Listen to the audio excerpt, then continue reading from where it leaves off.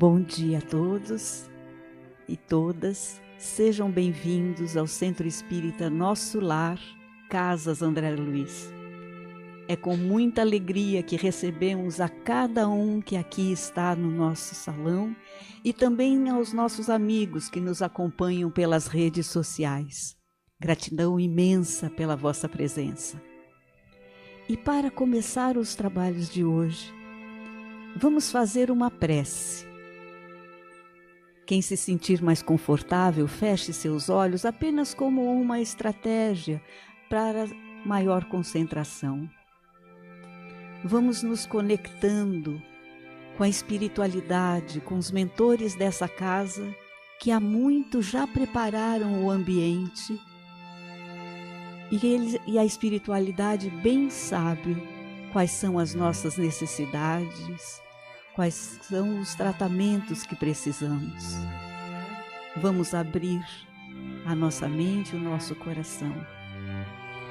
Vamos agradecer por termos chegado até aqui, esse encontro para o estudo, para o tratamento. Vamos mentalizar a doce figura do Mestre Jesus, de braços abertos,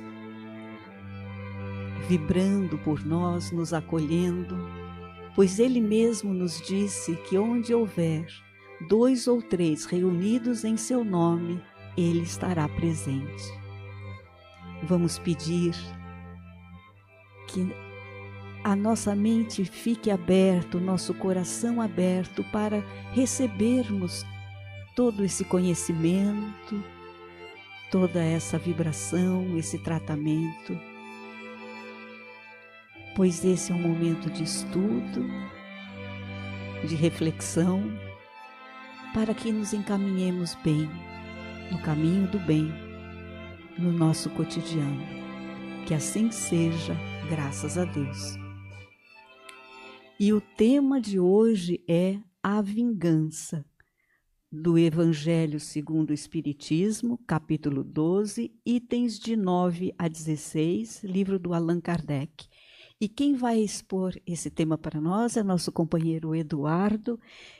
Vamos envolvê-lo com o nosso carinho, com o nosso amor, para que ele seja feliz nessa explanação. Boa sorte. Obrigado, Ângela. Bom dia a todos. Que a paz do nosso Mestre Jesus nos envolva, nos inspire nessa manhã, para que possamos aqui ter alguns minutos de reflexão sobre os ensinamentos do nosso Mestre, sob a luz da doutrina espírita. E é com muita alegria mesmo que eu venho aqui hoje falar com todos a respeito destes ensinamentos, principalmente com relação ao tema proposto hoje. Porque vejo que aqui nesta casa e todos que nos acompanham pelas redes sociais já fazemos parte de uma grande família, uma família universal que rompe os laços consanguíneos, que rompe os laços de uma única moradia e que se junta a um grande e imenso projeto do nosso Mestre Jesus de fazer avançar esse planeta para o nosso próximo estágio.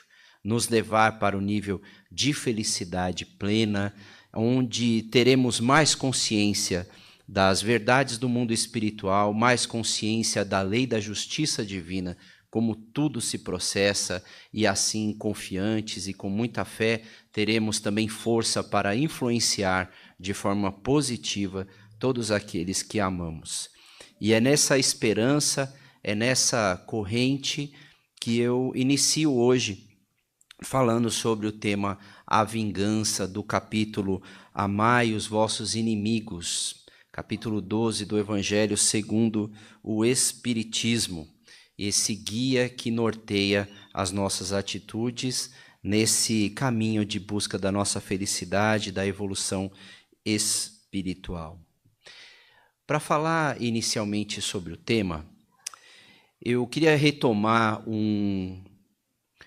uma série que passou alguns anos atrás na televisão, há bastante tempo já, e essa série, ela se chamava Revenge, e traduzindo essa palavra é vingança. do inglês.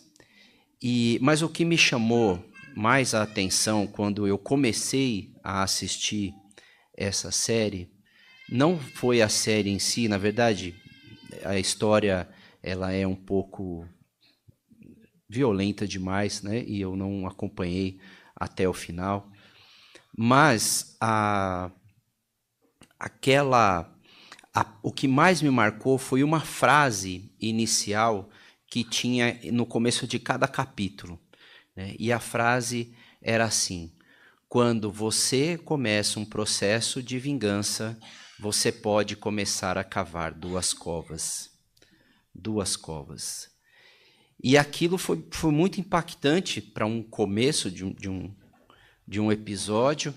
E essa frase ficou na minha cabeça. Ela não tem uma autoria conhecida, né? Vinha escrito anônimo embaixo, mas ela trouxe ali uma reflexão muito profunda.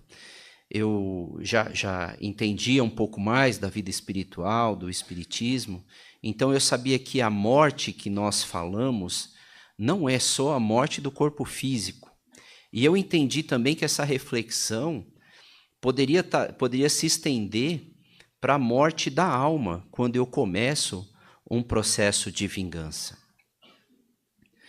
E aí os temas, os assuntos, a história começa a se desenrolar como um grande caso de uma família que sofre ali uma violência, e são várias tramas de vingança e de ódio que permeiam as histórias, e nos faz refletir sobre como trazer esse entendimento para a nossa vida sob uma ótica espiritual, e se esse entendimento em algum momento pode ser esclarecido pela mensagem de Jesus.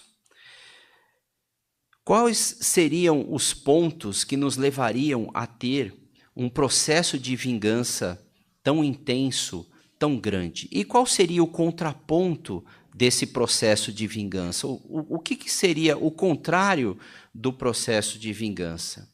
O que eu poderia entender se a vingança não é algo positivo que poderia levar à morte, tanto a morte mesmo do corpo físico, como também a morte espiritual, morte da alma, né? Ela se apagar para a sua evolução, ficar estagnada e ter ali um sofrimento intenso só por causa desse processo de vingança. O que se contrapõe a isso? Qual seria a solução? Porque muitas vezes nós sofremos, sim, sentimos uma injustiça muito grande acontecendo na sociedade e conosco mesmo. E isso nos dá aquela sensação de que nós temos que fazer justiça, de que isso não é justo, que está em nossas mãos decidir o destino desse ou daquele pelas coisas como ele fez, porque a justiça dos homens não atua, porque a polícia não prende, porque ninguém está vendo o que a pessoa está fazendo comigo. E aí imputar, trazer para mim a responsabilidade de agir com justiça, ao meu ponto de vista, e atacar e revidar aquilo que está acontecendo como um ato de verdadeira fazer a justiça acontecer. E o que seria o contraponto disso? Então, se eu não poderia fazer a justiça, o que eu faço? Eu perdoo? Quer dizer que eu deixo passar coisas que estão acontecendo aos meus olhos, às minhas vistas, injustiças, violência, covardia, e devo não fazer nada com relação a isso? Como que isso se processa? Qual seria o nível de perdão? E se houver um perdão, quantas vezes eu tenho que perdoar uma mesma recorrência de uma atitude que eu estou sofrendo ou que eu estou vendo acontecer na minha frente sem fazer absolutamente nada? Nada.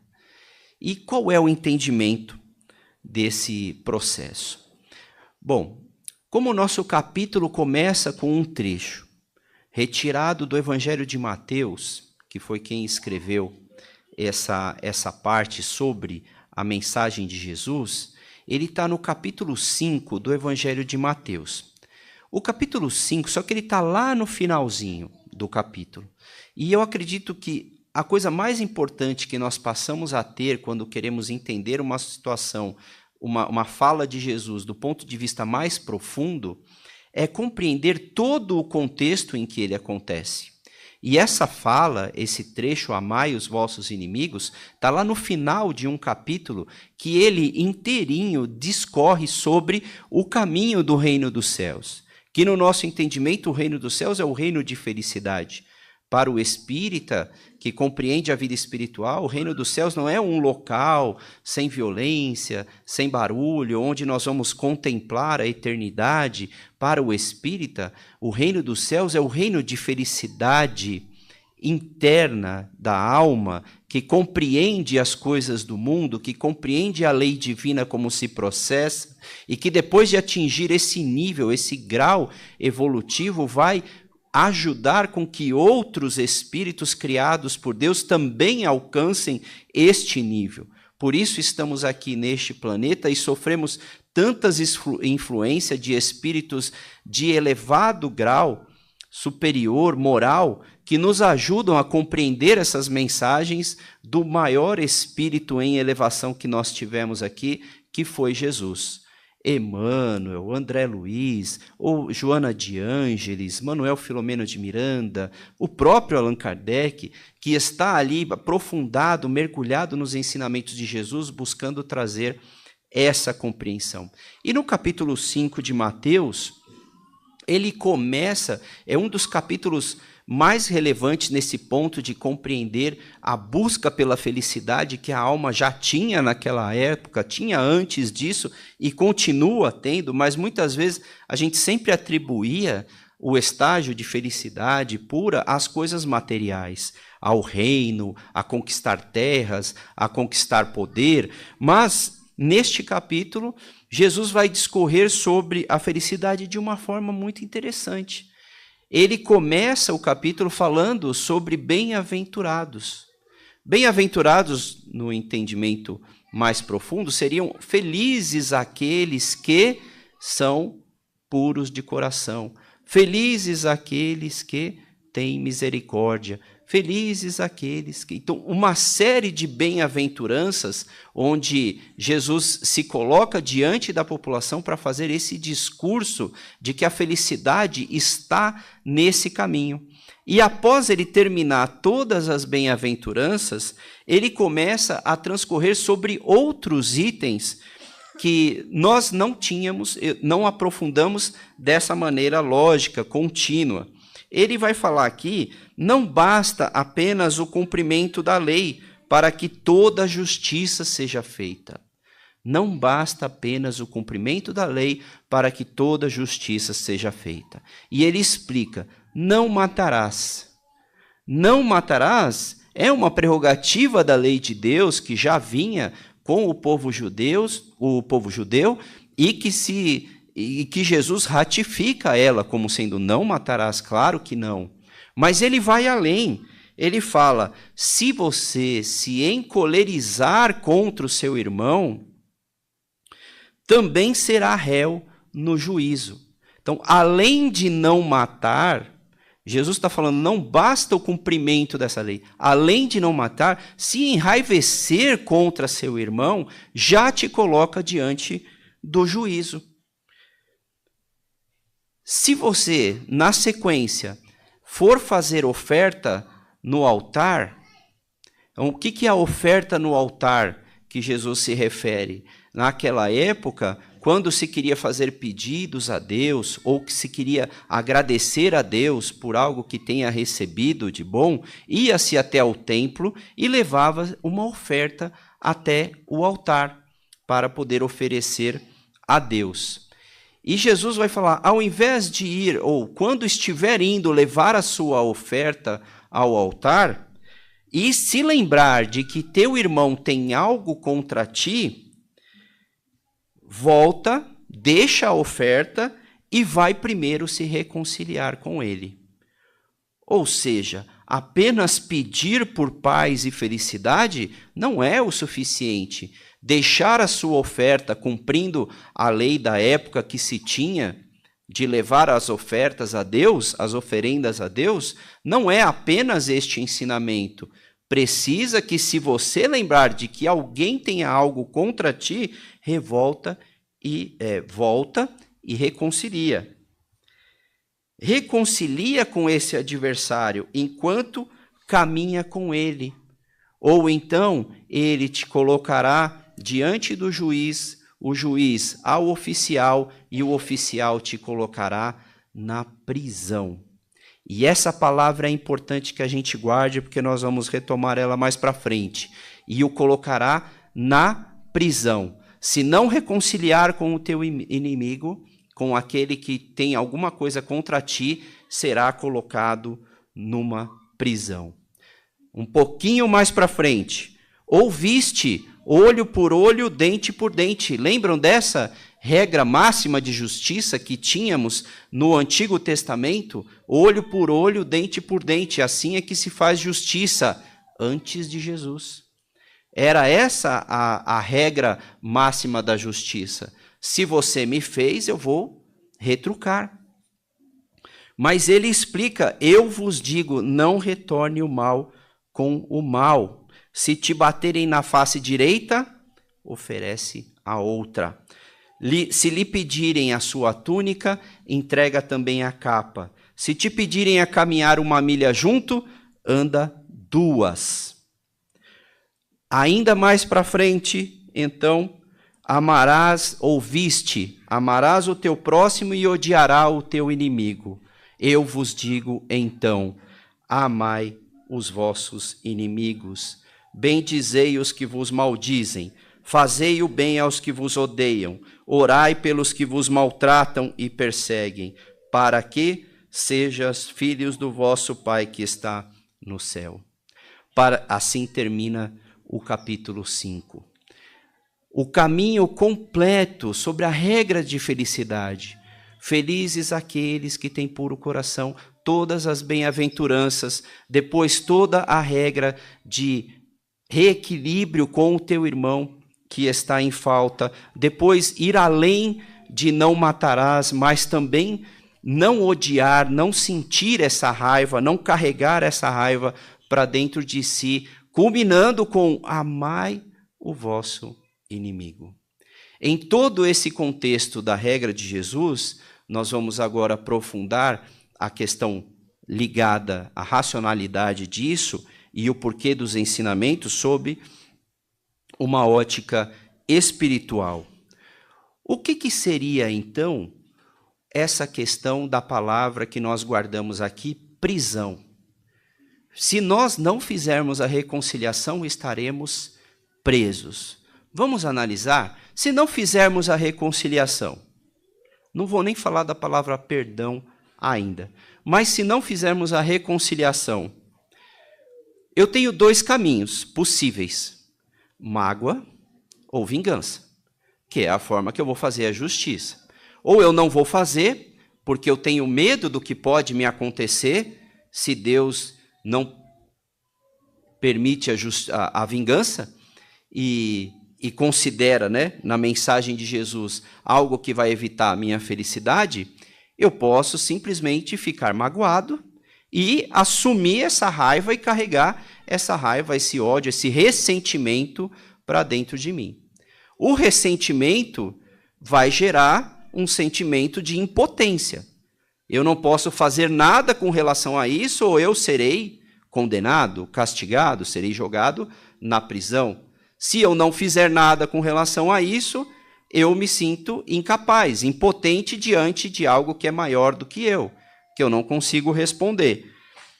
E se eu não fizer isso, eu fico estagnado e me dá um processo de depressão. E se eu entrar num processo de depressão, eu estou preso. Alternativa, então, vingança. Se eu for me vingar fazendo a justiça, o que vai acontecer? Eu, dentro do meu coração, carrego meu coração de ódio, um desejo de vingança intenso, eu vou para cima do meu adversário, eu me vingo, lavando a minha alma, me sinto aliviado. O que acontece? O adversário se sente injustiçado.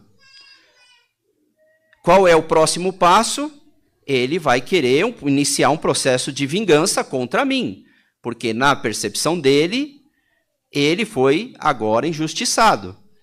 E aí ele começa um processo de me atacar novamente. Se ele me ataca novamente, eu estou novamente num processo de prisão. Tanto num caso quanto no outro, eu entrei num processo de prisão. Eu fiquei preso na situação. Eu não consigo sair. Qual, então, a opção que eu tenho diante das injustiças, das violências, dos abusos que nós vemos acontecer no nosso dia a dia? É o perdão.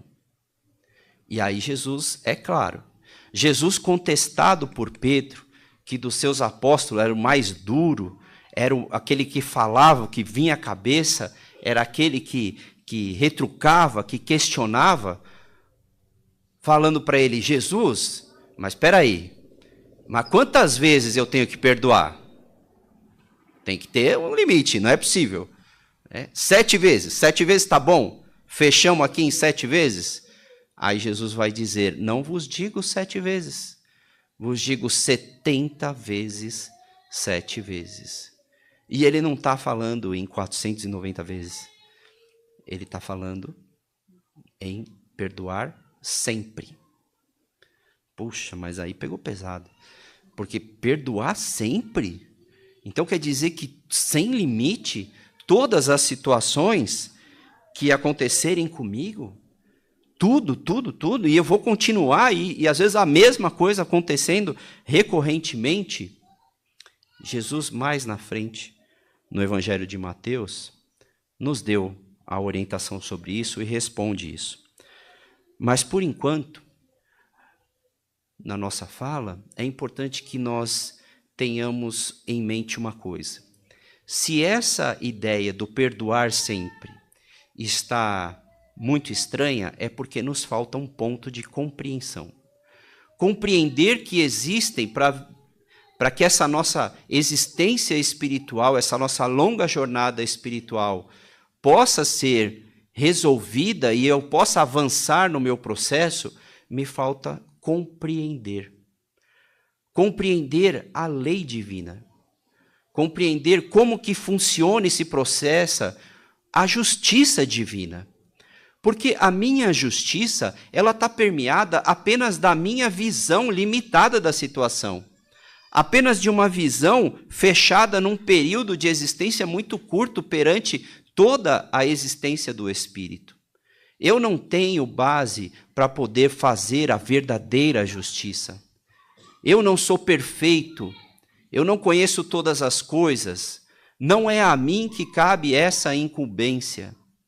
Nas questões espirituais, o juízo cabe à inteligência suprema, que essa sim conhece toda a história de todas as coisas, e não a mim. Essa é a compreensão de que eu sou pequeno perante toda essa existência espiritual para poder fazer um juízo de valor de quem está certo e de quem está errado. O destino da nossa, o final do nosso processo evolutivo é a nossa felicidade. E este momento em que eu começo a fazer julgamentos, eu estou travando o meu processo evolutivo, porque essa não é a parte que me cabe. E isso vai gerar constrangimento, vai gerar sofrimento, vai gerar dor, porque nós continuamos ainda a ver o olho por olho, dente por dente. E se eu não ajo, eu me sinto covarde. Eu me sinto impotente. Ou seja, de uma forma ou de outra, eu fico na prisão. Então, está me faltando, sim, um ponto de compreensão sobre essa fala de Jesus. Amai os vossos inimigos. E essa compreensão está um pouquinho mais na frente, no capítulo 7 de Mateus, quando ele vai falar sobre o julgamento. Na medida em que julgar, você será julgado. Na mesma medida, na mesma intensidade. Se eu sou duro para com o comportamento do outro, também serei duro com relação ao meu comportamento. Talvez não naquele momento, mas aquilo fica impregnado dentro de mim como uma dureza de coração e uma falta de flexibilidade sobre o momento em que o outro cometeu aquele ato e toda a história que estava envolvida na vida dele. E, continuando nesse mesmo item, nesse mesmo evangelho de Mateus, quando ele foi questionado pelo doutor da lei, que queria expô-lo para saber se ele conhecia as leis do Antigo Testamento, as leis sobre qual os fariseus, os doutores da lei estavam subjugados, ele questiona, e então, o senhor que é mestre, qual é a lei mais importante? E Jesus vai dizer, amar ao próximo como a ti mesmo. Amar ao próximo como a ti mesmo. Dentro dessa máxima, resumem-se todas as leis e os profetas. Tudo aquilo que nós tivemos até hoje, de lei, se resume nessas duas. Mas foi muito interessante, porque ele não diz amar ao próximo sem uma referência. Ele deu como a ti mesmo. Como a ti mesmo, dá uma noção clara de que se eu não tenho respeito e amor aos meus sentimentos e àquilo que eu estou passando, eu também não sei dar o limite devido àquele próximo que está abusando da confiança que foi dada a ele. E muitas vezes eu estou trazendo para perto de mim, com uma falsa ideia de um perdão cristão, uma pessoa que pode futuramente voltar a cometer aquele ato abusando novamente da minha confiança.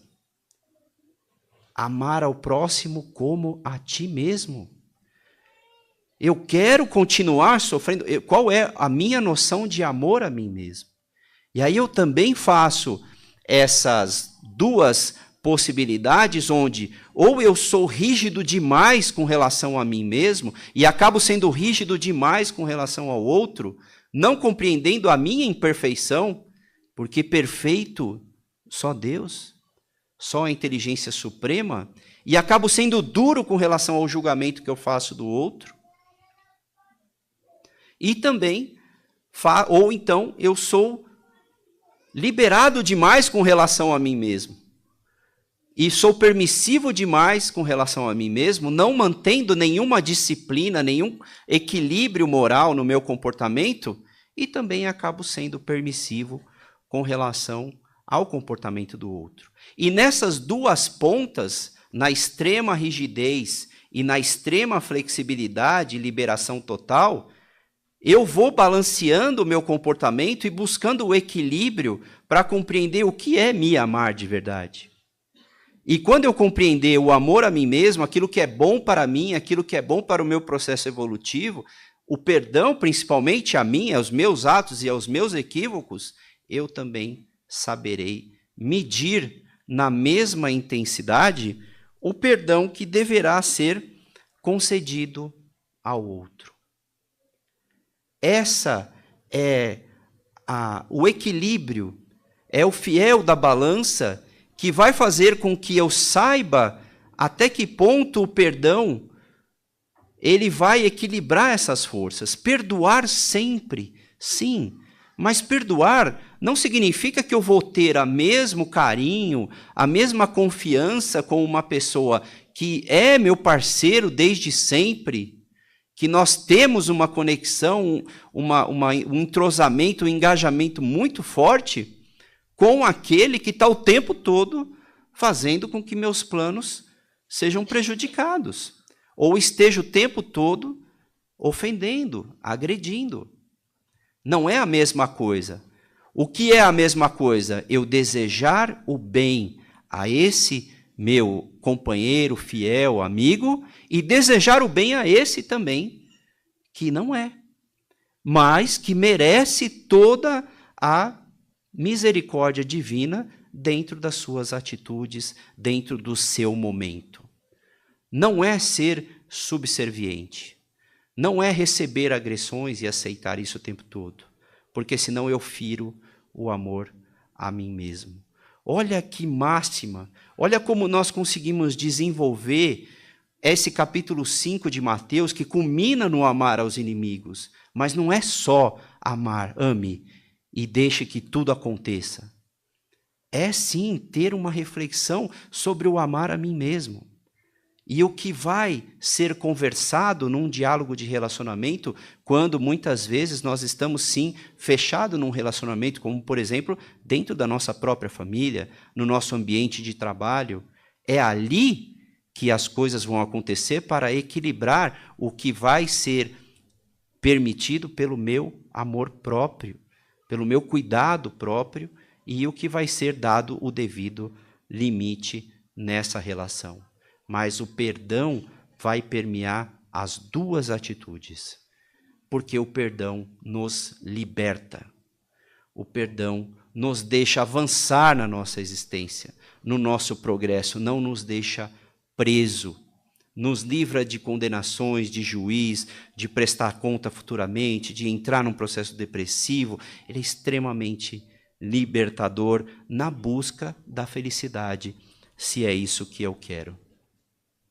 Para ilustrar com um exemplo, eu vou trazer uma história, uma parte da história do que aconteceu no livro Há 2000 anos, que foi psicografado por Chico Xavier, do Espírito Emmanuel. Esse livro ele traz a história de Emmanuel na encarnação que ele teve como senador romano na época em que Jesus veio à Terra.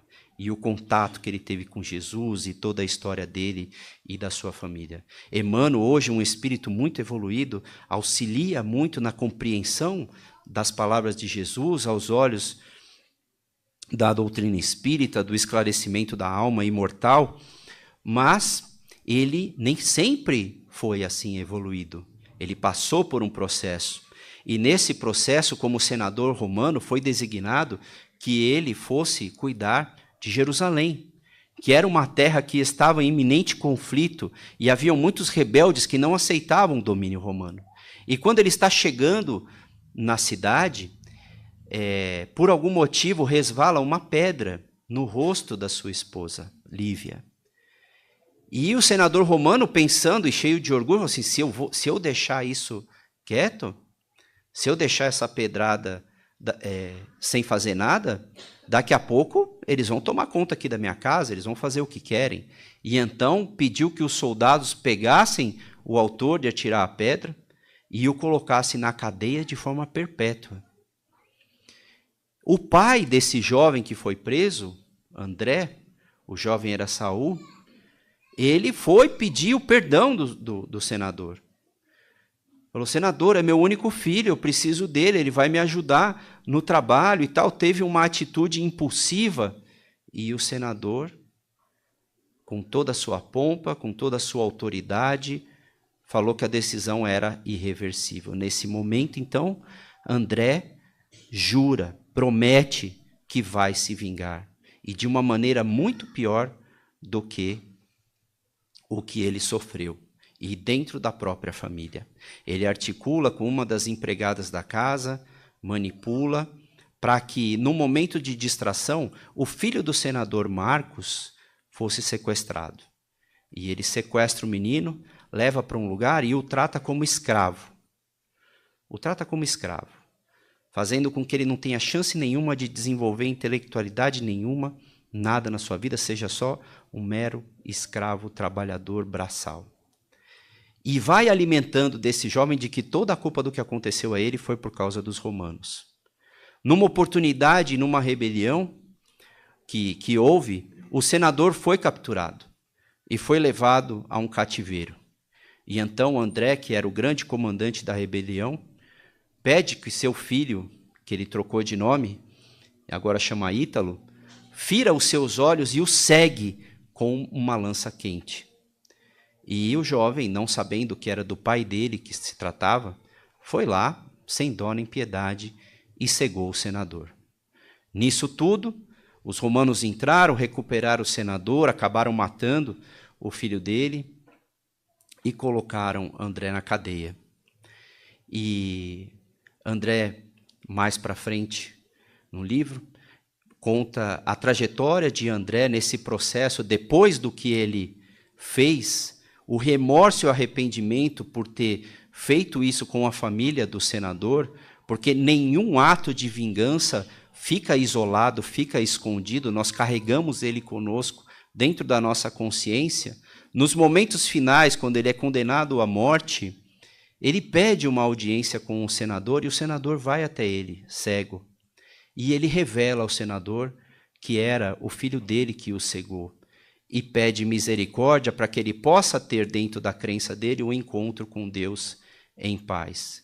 O senador, por toda a sua história, de tudo que aconteceu na sua vida, a sua filha, a sua esposa, que, enfim, depois vocês vão ler, vão conhecer a história maravilhosa, né? Sofreu muitas coisas até chegar esse momento. Lembra da sua esposa, que era uma fiel devota dos ensinamentos do Cristo? O perdoa, levanta sua cabeça e diz, está perdoado, pode ir em paz. E nessa hora, os dois se libertam de uma corrente que os amarrava em ódio, em ressentimento, em mágoa, em desejo de vingança. E a obra mostra muito o que acontece na vida espiritual de cada um. Isso é um grande exemplo da libertação que é o processo. Precisa haver a compreensão mais profunda de tudo o que está acontecendo, precisa haver a compreensão do nosso nível de conhecimento para poder julgar se A ou B está certo, confiar na justiça divina, como ela se processa e deixar seguir. O amor a ti mesmo vai delimitar aquele que nós vamos continuar do nosso lado, aquele que nós vamos prosseguir e aquele que nós vamos evitar que soframos novamente. E eu acredito muito na transformação humana, senão eu não estaria aqui. Mas é claro que para ver a mudança, precisa haver uma série de atitudes nesse sentido. Acredito que André sentiu, sim, o peso de carregar na sua alma uma vingança com uma estratégia tão pesada, e o próprio senador de ter agido tão duramente com relação ao filho desse rebelde, e houve um crescimento mútuo na situação, mas que não cabe em nenhum momento eu estabelecer e determinar que o meu processo seja em caminho desta prisão, e sim a liberdade da minha alma. E agora, muito obrigada, Eduardo. Chegou agora um momento onde nós podemos colaborar com a compreensão desse tema tão importante, tão cotidiano. É o momento das perguntas ou de algum comentário referente ao tema de hoje. Quem quiser colaborar, levante a mão, que o nosso voluntário vai levar o microfone. Pode ser uma pergunta, pode ser também um relato referente a esse tema. Olá, Edu, tudo bem? Olá, bom dia. É mais uma... Gostaria de acrescentar uma experiência vivida e que acho que todos nós temos essa oportunidade. O lugar onde ocorre o perdão e onde nós podemos acabar com essa vingança que a gente pode arrastar por várias vidas, é no seio familiar, como que ocorreu nesse livro maravilhoso que há 2000 anos atrás. Eu percebo que a minha relação com os meus filhos, né, ela foi muito conturbada em outras vidas e que nós fomos unidos para nos redimir dos nossos erros e mazelas, mas eles escolheram um outro caminho. E eu aprendi a duras penas a perdoar. E o esquecimento, né, daquilo que a gente fez em outras vidas é muito importante para que a gente possa realmente vivenciar o perdão, esquecer as vinganças e tudo aquilo todo o mal que ela pode trazer. E gostaria que você falasse um pouco desse ecossistema familiar como ferramenta para que todo o resumo dessa sua palestra se fizesse realmente presente no seio familiar. O meio mais intenso, se nós fôssemos equiparar um processo de estudo, que nós temos esses cursos intensivos, em que é uma imersão de 5 dias por semana, das 8 da manhã às 6 da tarde, conteúdo, material durante 1 ano. Eu tenho pouco tempo para conhecer tanta coisa e resolver tanta coisa. Se eu fizesse uma equiparação desse processo educativo com o processo educativo do espírito, a família seria o intensivão.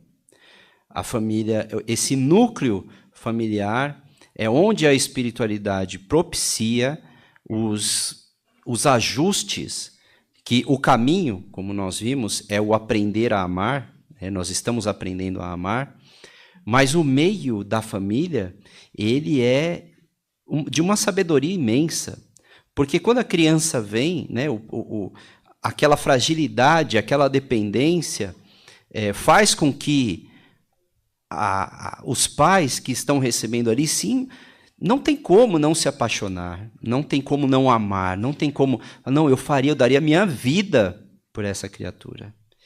E esse amor, ele só cresce. Mas chegado o momento em que o espírito que está chegando ali começa a tomar posse da sua existência espiritual. Porque a sua existência, a sua origem, não vem do corpo físico. A sua origem é espírito, que veio de outras pairagens, né? Que veio de outras situações conectadas comigo, claro, mas ele veio naquele núcleo por um corpo que eu gerei.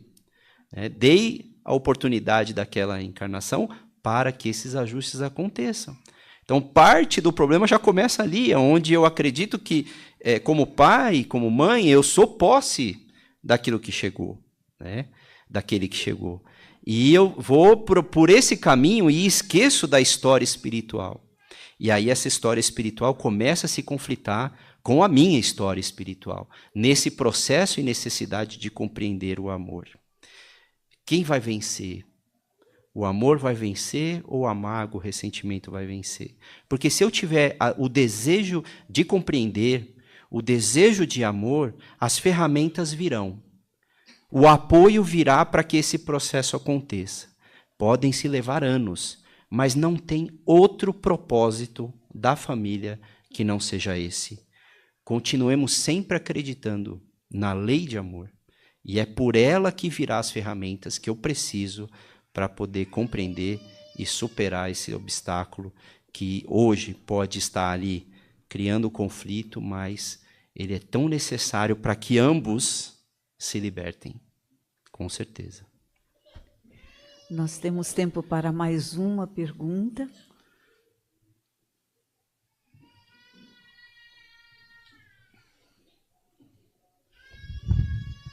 Bom dia. Bom dia. Em relação às oferendas, a qual o senhor falou, né, que levaria até o altar, logo no início, eu gostaria de saber essas oferendas, quais seriam? Por quê?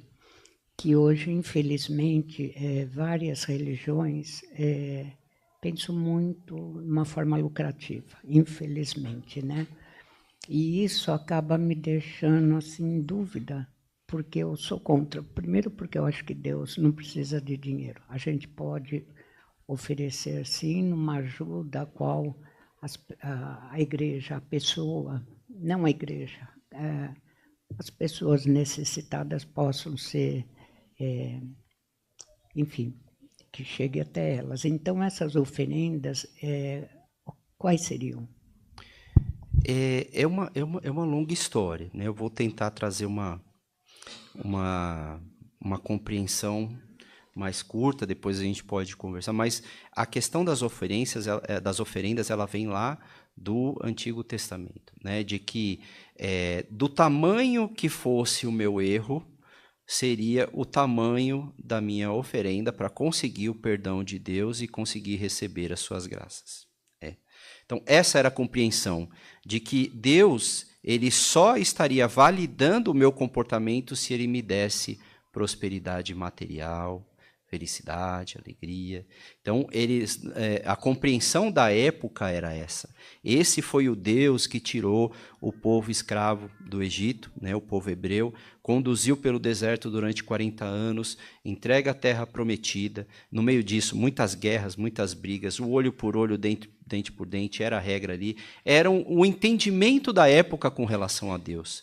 De lá para cá, a sociedade evoluiu. Mas nessa época em que Jesus estava ali, as oferendas eram dadas por sacrifícios de animais. E qual era a condição? Né? Quanto maior o seu pecado, né, maior teria que ser o animal a ser sacrificado. E esse animal ele só poderia ser comprado ali, dentro da região do templo, tá? Que daí que veio a passagem que Jesus derrubou as barraquinhas ali, acho que é a única vez que a gente vê Jesus ali reagindo de forma mais agressiva, né? E falando que o templo não era o comércio, né? Não era uma casa de comércio, era casa de oração. E ali eram comprados os animais, então você tinha desde uma pombinha até o cordeiro, que era o maior animal a ser sacrificado. Só que para que você seja justificado e purificado, esse sacrifício só poderia acontecer pelas mãos de um sacerdote. Então você teria que comprar lá no templo o seu animalzinho a ser sacrificado para oferecer a Deus, para conseguir o perdão dos seus pecados, né? E entregar para o sacerdote sacrificar. Esse era o entendimento na época. E é desse entendimento que vem de que Jesus teria sido o cordeiro dado por Deus, né? O maior dos animais, o maior do filho, ter sido entregue para que ele morresse pela salvação dos nossos pecados. Esse é o entendimento teológico bíblico, tá? Não é um entendimento espírita, mas esse é um entendimento teológico bíblico, né? Com relação a quem seria Jesus, né? O cordeiro oferecido por Deus. Por isso que nós ouvimos, né? Cordeiro de Deus, tirai o pecado do mundo, tal, que vem da origem dessas religiões. Então eram os animais sacrificados dependendo do tamanho do seu pecado e a sua necessidade de perdão. Muito obrigada, Eduardo. Por questões de disciplina, nós vamos interromper aqui as questões públicas, mas não levem para casa as suas dúvidas. Após os nossos trabalhos, o Eduardo continuará aqui e vocês podem trazer para ele a sua dúvida, o seu comentário. E agora nós vamos pôr em prática tudo que a gente aprendeu. É o momento de movimentarmos esse amor, essa energia. Nós vamos vibrar. E vibrar é amar. É pôr em movimento o que há de melhor dentro do nosso coração. Vamos imaginar novamente a doce figura do Mestre Jesus, emanando sua luz, o seu amor para nós. E vamos aproveitar essa corrente de amor e vamos vibrar por aquela pessoa que é a nossa dificuldade. No lar, ou no seu trabalho, ou na vida. Pense naquela pessoa que você tem uma dificuldade. Vamos vibrar por essa pessoa, envolvê-la no amor mais puro. Vibremos. Vamos vibrar por todas as regiões no planeta Terra onde existem brigas, guerras, lutas. Vamos levar o nosso amor, a nossa vibração, carregada de perdão, de luz divina, para que a paz se estabeleça nesses locais. Imaginemos o amor, a paz, vibremos.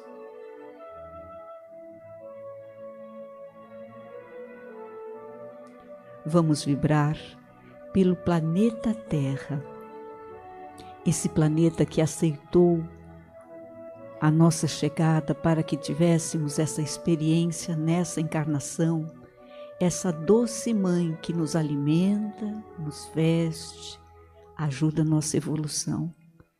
Vibremos para que ela se regenere e que ela dê condições para nossa evolução e das demais pessoas que aqui estão. Vibremos.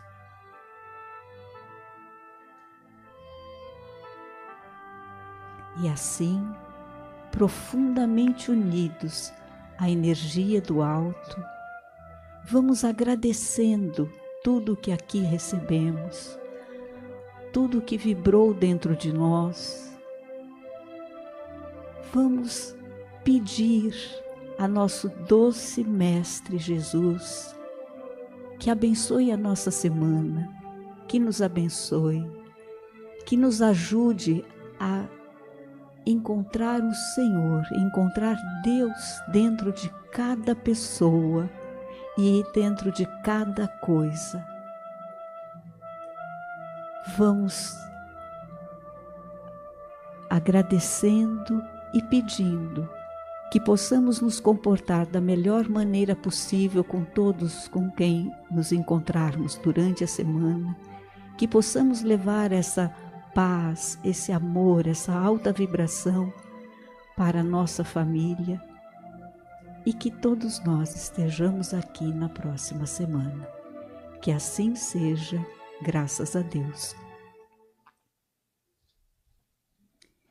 E agora é o momento do passe coletivo. Eu vou chamar a Cristiane, que é a dirigente do passe, enquanto eu leio o que nós vamos fazer agora.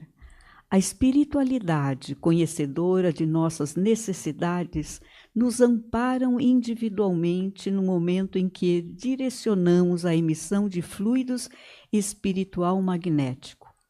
O passe coletivo deste momento estará beneficiando os nossos internautas que nos acompanham pelo Facebook e pelo YouTube, assim como nossos companheiros aqui presentes no salão de reuniões.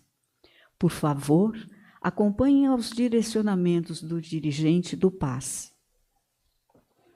Bom dia a todos. Depois de tantos ensinamentos, chegou o momento de receber nosso passe coletivo. Eu convido os trabalhadores que se posicionem.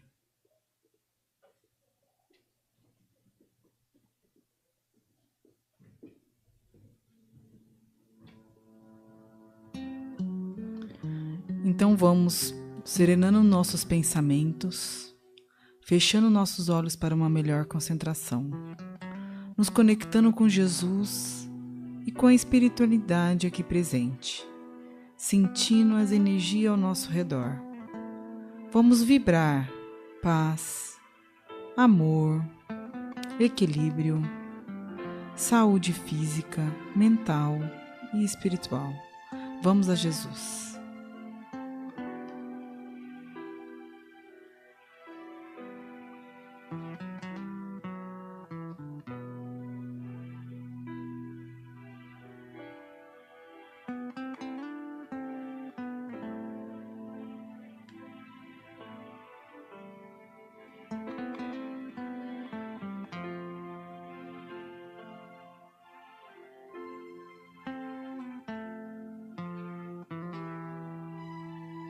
Graças a Deus.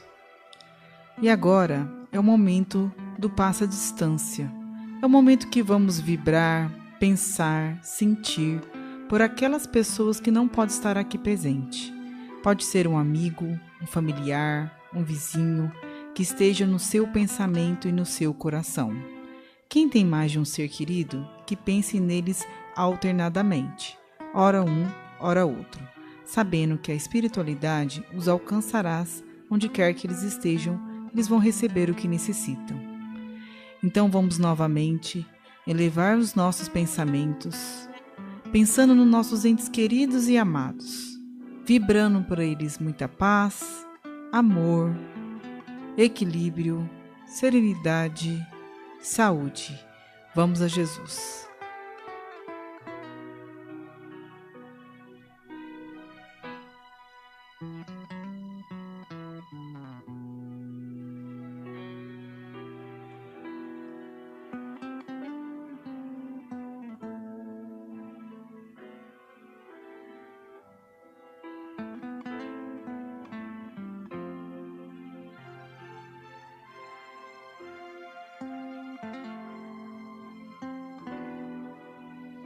Graças a Deus. Sabendo que a espiritualidade nos acompanha e que podemos estar aqui na próxima semana para dar continuidade ao nosso tratamento. Os trabalhadores podem retornar aos seus lugares e desejo a todos uma ótima semana. Muito obrigada, Cris. Muito obrigada aos trabalhadores. E para quem quer se preparar para a nossa próxima reunião, o tema da próxima palestra é renunciar, do livro Caminho, Verdade e Vida, capítulo 154, do Emmanuel, psicografado pelo Chico Xavier. Nós temos mais alguns recados. A campanha do inverno. Inverno se aproximando e, mais uma vez, precisamos do seu apoio para garantir moletons novinhos para nossos pacientes em atendimento especializado na unidade de longa permanência. São mais de 520 pessoas com deficiências. A campanha visa arrecadar moletons novos, calção ou blusões nos tamanhos GG e Extra GG, e a solicitação por tamanhos grandes é para garantir o conforto da vestimenta de nossos pacientes, nas cores cinza, bege e azul, que são as cores padrão de utilização nas unidades. Se desejar sua doação em peças, podem ser encaminhadas para uma das nossas unidades doutrinárias ou pode ser realizado um depósito bancário ou Pix de qualquer valor para a compra conjunta dos moletons. Junte os amigos, a família, os conhecidos e vamos deixar o coração de nossos pacientes quentinhos nesse inverno. Mais informações vocês conseguem no site www.nossolar.org.br ou nos cartazes distribuídos aqui no centro. Nós agradecemos de coração toda a colaboração possível. O próximo recado é falando do encontro com a cultura espírita. Hildo Rosa e Djalma Santos estarão em um pinga-fogo sobre sexualidade e gênero, nos dias 30 de maio, às 17 horas, aqui na Unidade Doutrinária de Santana, e no dia 31 de maio, às 11h30, na Unidade Doutrinária Vila Galvão.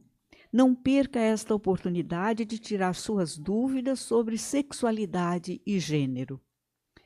E o terceiro e último recado é a primeira jornada Espiritualidade e Saúde. Veja quem vai participar da primeira jornada Espiritualidade e Ciência. Participação de Alexander Moreira Almeida, Caio Almeida, Paulo César Frutuoso e João Lourenço. Prepare-se para adquirir conhecimentos que podem transformar a sua vida. A primeira jornada de espiritualidade e saúde com nomes importantes da pesquisa científica e divulgação do espiritismo. Isso acontecerá no dia 20 de junho desse ano, das 8 às 17 horas, aqui na Unidade Doutrinária de Santana. O ingresso social, para quem puder, é a doação de 1 litro de leite. Mais informações e inscrição no site www.nossolar.org ou escaneie o QR Code nos cartazes do centro. E com isso, meus amigos, nós agradecemos a presença de todos e também a presença dos nossos amigos das redes sociais e pedimos que quem for receber o passe se mantenha no lugar e as outras pessoas sigam as orientações dos nossos colaboradores. Vão em paz e até o próximo domingo.